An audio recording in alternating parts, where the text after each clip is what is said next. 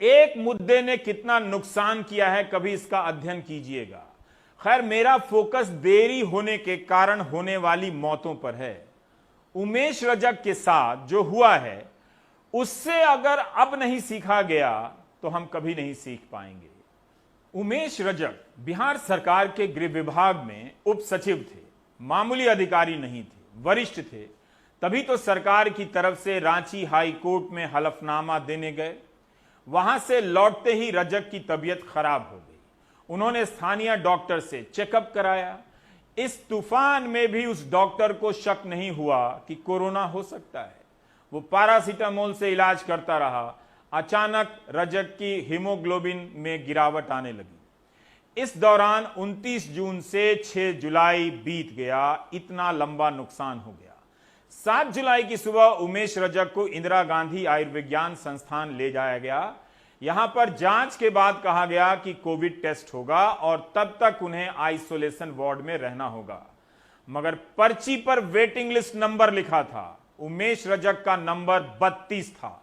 सुबह से शाम हो गई, आइसोलेशन वार्ड में भर्ती नहीं हो सके, अस्पताल के बाहर पड़े रहे। उनकी तबीयत खराब होने लगी, दिन भर कुछ खाने को नहीं मिला।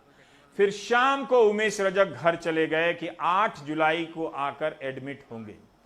8 जुलाई को घर पर ऑक्सीजन लेवल गिरकर 75 हो गया था। गृह विभाग के प्रमुख सचिव को फोन किया गया। उसके बाद 8 जुलाई की सुबह 9:30 बजे उमेश रजक को फिर से आईजीएमएस में ले जाया गया, इंदिरा गांधी आयुर्विज्ञान संस्थान में। 2.5 घंटे तक इंतजार करते रहे। उसके बाद उन्हें आइसोलेशन वार्ड में भर्ती किया गया। 8 जुलाई की सुबह कोविड जांच के नमूने लिए गए और रिपोर्ट आती है 11 जुलाई की शाम 7 बजे। पहले बताया गया कि नेगेटिव हैं और तुरंत उन्हें आइसोलेशन से जनरल वार्ड में भेज दिया गया। फिर कहा गया कि पॉजिटिव हैं और फिर अस्पताल से ही बाहर कर दिया गया कि आप नालंदा मेडिकल कॉलेज लेकर जाइए, क्योंकि आईजीएमएस में सिर्फ आइसोलेशन वार्ड है, क्वारंटीन वार्ड नहीं है। फिर एक एम्बुलेंस आती है।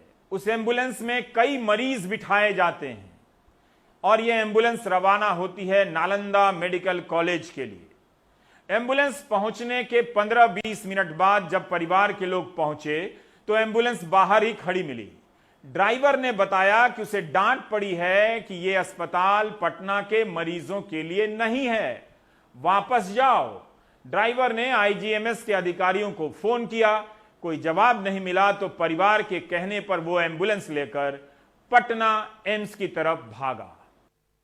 आइसोलेशन में भर्ती होने के बाद जो है सिस्टर हमको बोली कि आप सीख लीजिए, ऑक्सीजन एलिमिनेट करना सीख लीजिए, आप ही को देना है।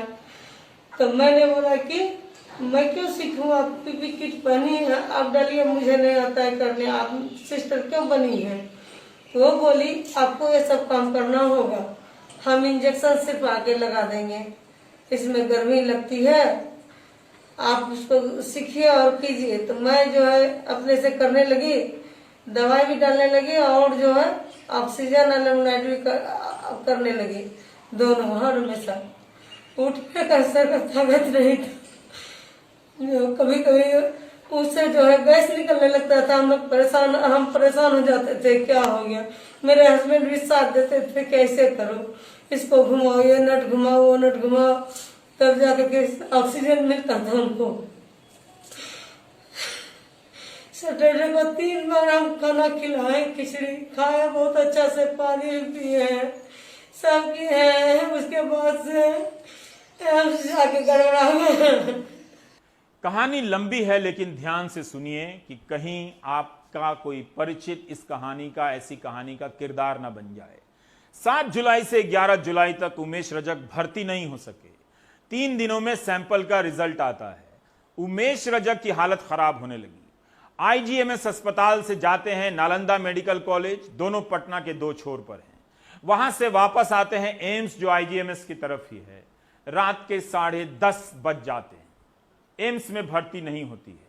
गृह विभाग में उप सचिव उमेश रजक फुटपाथ पर लेटे हुए हैं। गार्ड आते हैं और भगाने का प्रयास करते हैं। भगाने के लिए पुलिस बुला लेते हैं, मीडिया आती है, रिकॉर्डिंग करके चली जाती है। आप यकीन नहीं करेंगे कि 11 जुलाई की पूरी रात उमेश रजक ने ऐसे ही बिताई। इनके बच्चे इधर से उधर भागते रहे, गिड़गिड़ाते रहे, फोन करते रहे कि ऑक्सीजन का सिलेंडर लगा दो, कम से कम भर्ती कर लो, मगर कुछ नहीं हुआ। सुबह हुई तो फोन लगाने लगे, क्योंकि रात में सबके नंबर बंद थे। डीएम के ऑफिस से गाड़ी आती है, अस्पताल में फोन जाता है, इसके बाद भी भर्ती नहीं होती है। सुबह के 8 से 10:30 बज जाते हैं। याद रखिएगा, उमेश रजक एम्स के बाहर 11 जुलाई की रात 10:30 बजे से पड़े थे। अब 12 जुलाई की सुबह हो चुकी है। 10:30 बजे के बाद उमेश रजक को भर्ती किया जाता है, लेकिन तब तक उनका ऑक्सीजन लेवल जो 8 जुलाई को 75 था, 45 हो चुका था। उमेश रजक के बेटे ने हमें उनसे 13 जुलाई को हुई आखिरी बातचीत का स्क्रीनशॉट भेजा है। घर वाले उनके लिए घर से खिचड़ी लाना चाहते थे, क्योंकि वो अस्पताल द्वारा दी गई रोटी खा नहीं पा रहे थे। अस्पताल ने परिवार को गलत बिस्तर का नंबर दिया। बेटा दोपहर में काफी समय तक मैसेज करता रहा कि पापा बताइए आप किस नंबर के बिस्तर पर हैं, किसी से बात करवाइए, मगर वहां से कोई जवाब नहीं आया। एक जवाब आता भी है, मगर उमेश रजक ठीक से लिख नहीं पाते हैं। आप परिवार की लाचारी का अंदाजा लगा सकते हैं। इस समय तक वे काफी बीमार हो चुके थे।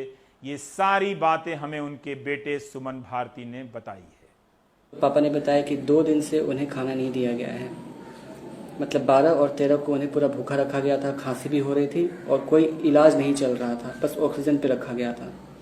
उसके बाद अचानक से 12 बजे करीब में हमें फ़ोन आया 14 तारीख की सुबह में कि आ जाइए कंसेंट फॉर्म साइन करने के लिए।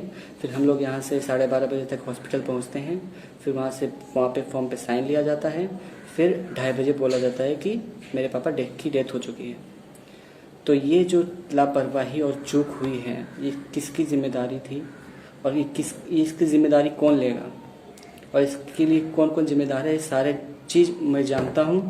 ये IGMS और एम्स इसकी जिम्मेदारी ले और इस पे दोनों पे कार्रवाई हो, बस मैं यही चाहता हूँ और मेरी कोई डिमांड नहीं है।